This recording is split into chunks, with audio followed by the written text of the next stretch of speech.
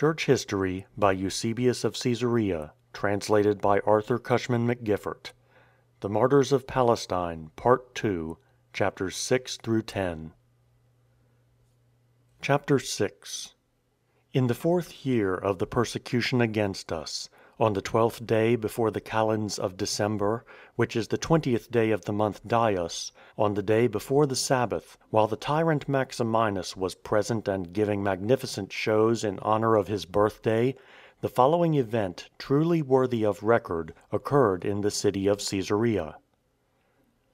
As it was an ancient custom to furnish the spectators more splendid shows when the emperors were present than at other times, new and foreign spectacles taking the place of the customary amusements, such as animals brought from India or Ethiopia or other places, or men who could astonish the beholders with skillful bodily exercises, it was necessary at this time, as the emperor was giving the exhibition, to add to the shows something more wonderful.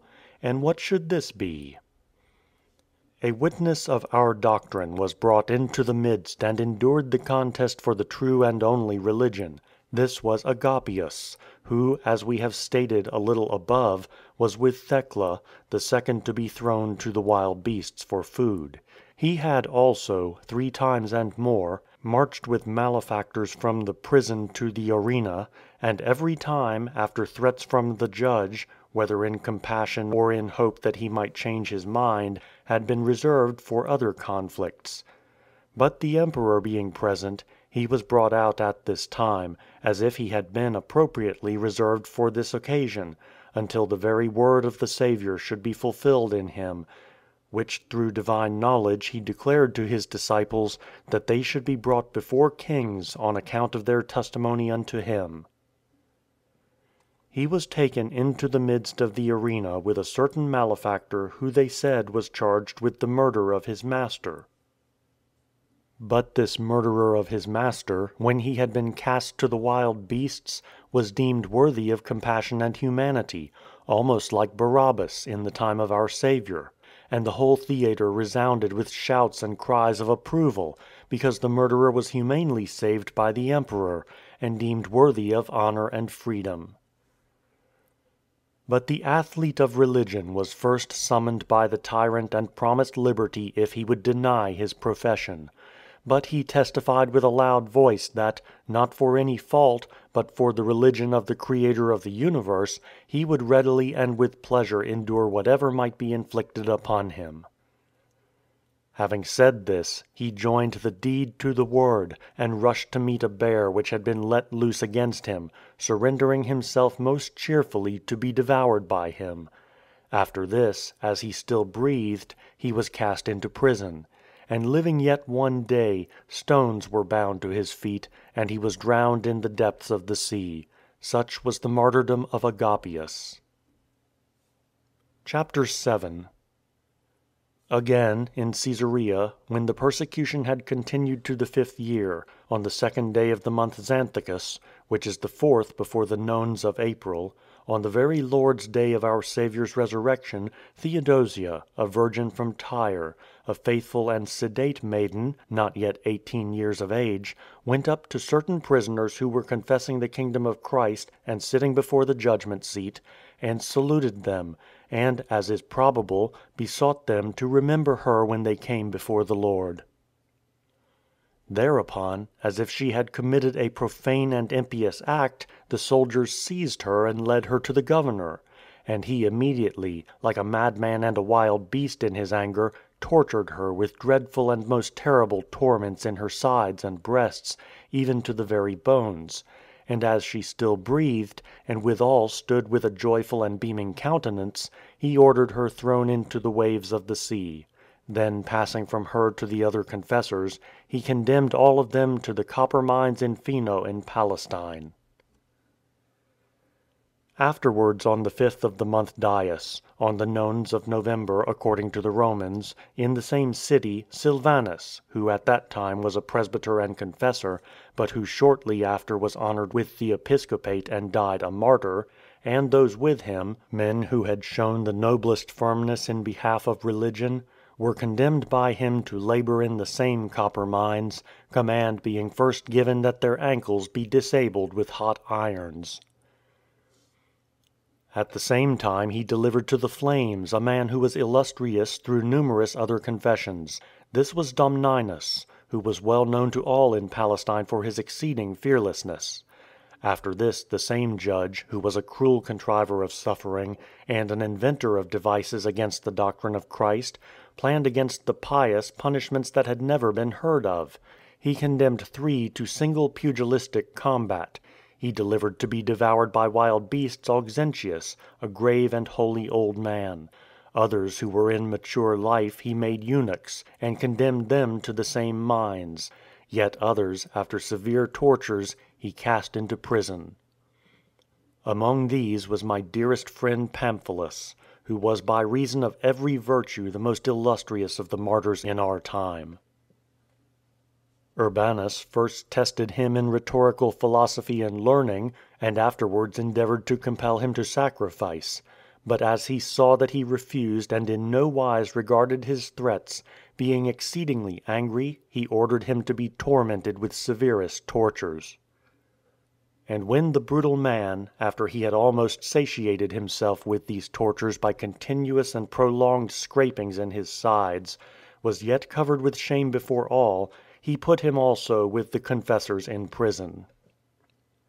But what recompense for his cruelty to the saints, he who thus abused the martyrs of Christ, shall receive from the divine judgment, may be easily determined from the preludes to it, in which immediately, and not long after his daring cruelties against Pamphilus, while he yet held government, the divine judgment came upon him.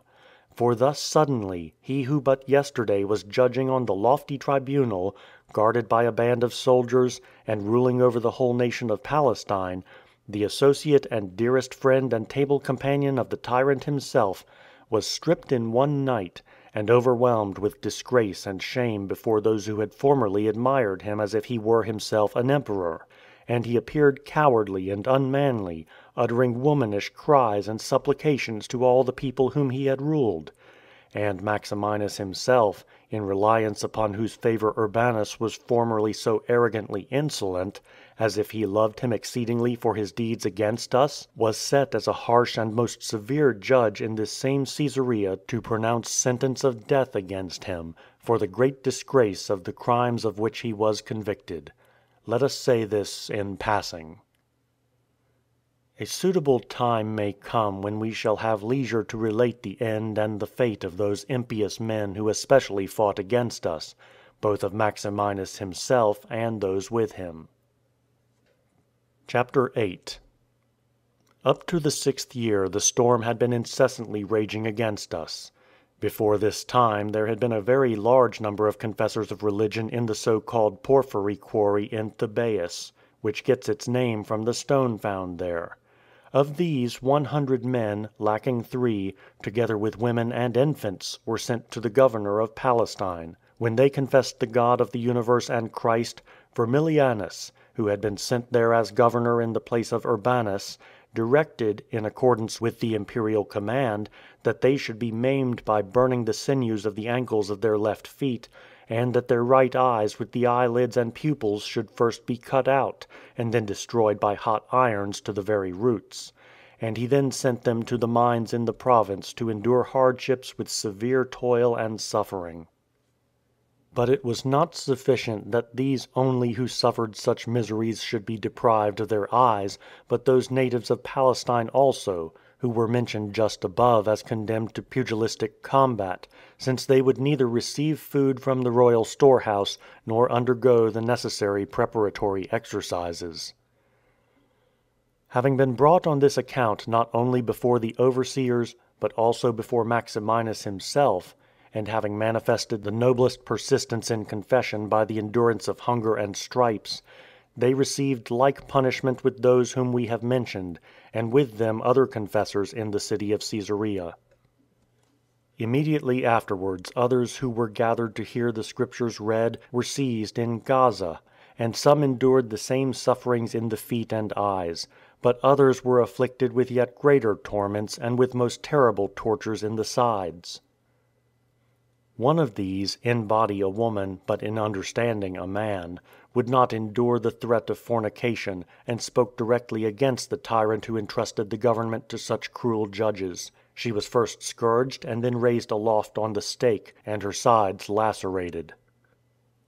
As those appointed for this purpose applied the tortures incessantly and severely at the command of the judge, another, with mind fixed, like the former, on virginity as her aim, a woman who was altogether mean in form and contemptible in appearance, but on the other hand strong in soul and endowed with an understanding superior to her body, being unable to bear the merciless and cruel and inhuman deeds, with a boldness beyond that of the combatants famed among the Greeks, cried out to the judge from the midst of the crowd, "And how long will you thus cruelly torture my sister?" But he was greatly enraged, and ordered the woman to be immediately seized. Thereupon she was brought forward, and having called herself by the august name of the Saviour, she was first urged by words to sacrifice; and as she refused, she was dragged by force to the altar. But her sister continued to maintain her former zeal, and with intrepid and resolute foot kicked the altar, and overturned it with the fire that was on it. Thereupon the judge, enraged like a wild beast, inflicted on her such tortures in her sides as he never had on anyone before, striving almost to glut himself with her raw flesh. But when his madness was satiated, he bound them both together, this one and her whom she called sister, and condemned them to death by fire. It is said that the first of these was from the country of Gaza, the other, by name Valentina, was of Caesarea, and was well known to many. But how can I describe as it deserves the martyrdom which followed, with which the thrice blessed Paul was honored? He was condemned to death at the same time with them, under one sentence. At the time of his martyrdom, as the executioner was about to cut off his head, he requested a brief respite. This being granted, he first, in a clear and distinct voice, supplicated God in behalf of his fellow Christians, praying for their pardon, and that freedom might soon be restored to them. Then he asked for the conversion of the Jews to God through Christ, and proceeding in order he requested the same things for the Samaritans, and besought that those Gentiles, who were in error and were ignorant of God, might come to a knowledge of him, and adopt the true religion. Nor did he leave neglected the mixed multitude who were standing around. After all these, great and unspeakable forbearance, he entreated the God of the universe for the judge who had condemned him to death, and for the highest rulers, and also for the one who was about to behead him, in his hearing and that of all present, beseeching that their sin toward him should not be reckoned against them. Having prayed for these things with a loud voice, and having, as one who was dying unjustly, moved almost all to compassion and tears, of his own accord he made himself ready, and submitted his bare neck to the stroke of the sword, and was adorned with divine martyrdom. This took place on the 25th day of the month Panemus, which is the 8th before the calends of August. Such was the end of these persons. But not long after, 130 admirable athletes of the Confession of Christ, from the land of Egypt, endured, in Egypt itself, at the command of Maximinus the same afflictions in their eyes and feet with the former persons, and were sent to the above-mentioned mines in Palestine. But some of them were condemned to the mines in Cilicia. Chapter 9. After such noble acts of the distinguished martyrs of Christ, the flame of persecution lessened, and was quenched, as it were, by their sacred blood, and relief and liberty were granted to those who, for Christ's sake, were laboring in the mines of Thebais, and for a little time we were beginning to breathe pure air.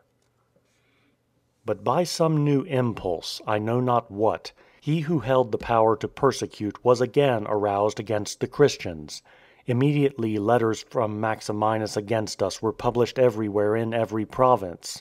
The governors and the military prefect urged by edicts and letters and public ordinances the magistrates and generals and notaries in all the cities to carry out the imperial decree, which ordered that the altars of the idols should with all speed be rebuilt, and that all men, women, and children, even infants at the breast, should sacrifice and offer oblations, and that with diligence and care they should cause them to taste of the execrable offerings, and that the things for sale in the market should be polluted with libations from the sacrifices, and that guards should be stationed before the baths in order to defile with the abominable sacrifices those who went to wash in them.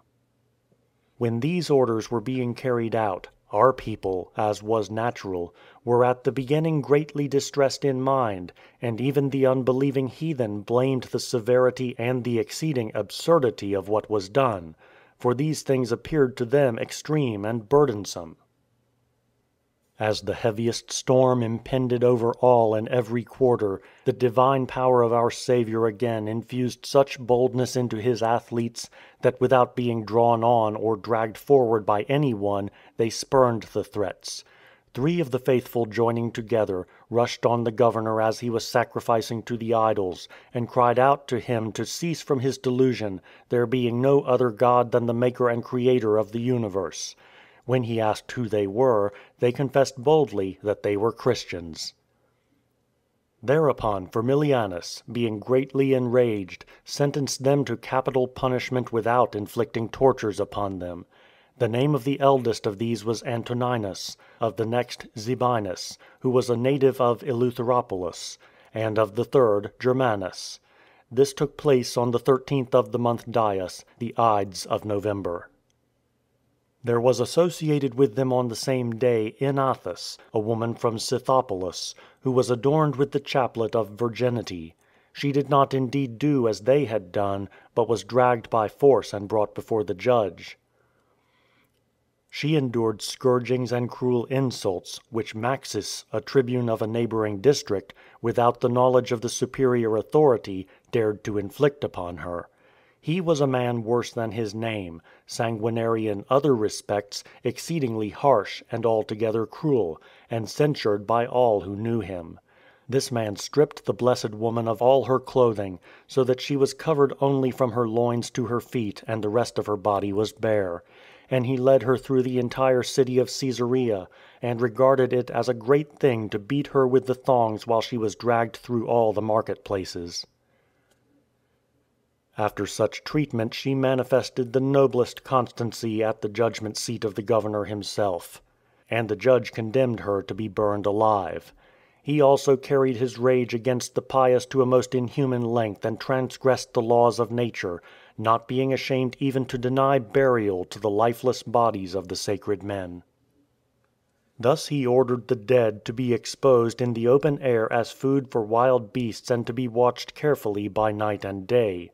For many days a large number of men attended to this savage and barbarous decree, and they looked out from their post of observation, as it were a matter worthy of care, to see that the dead bodies should not be stolen.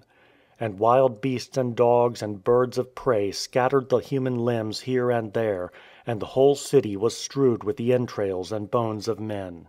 So that nothing had ever appeared more dreadful and horrible, even to those who formerly hated us, though they bewailed not so much the calamity of those against whom these things were done, as the outrage against themselves and the common nature of man. For there was to be seen near the gates a spectacle beyond all description and tragic recital, for not only was human flesh devoured in one place, but it was scattered in every place, so that some said that limbs and masses of flesh and parts of entrails were to be seen even within the gates.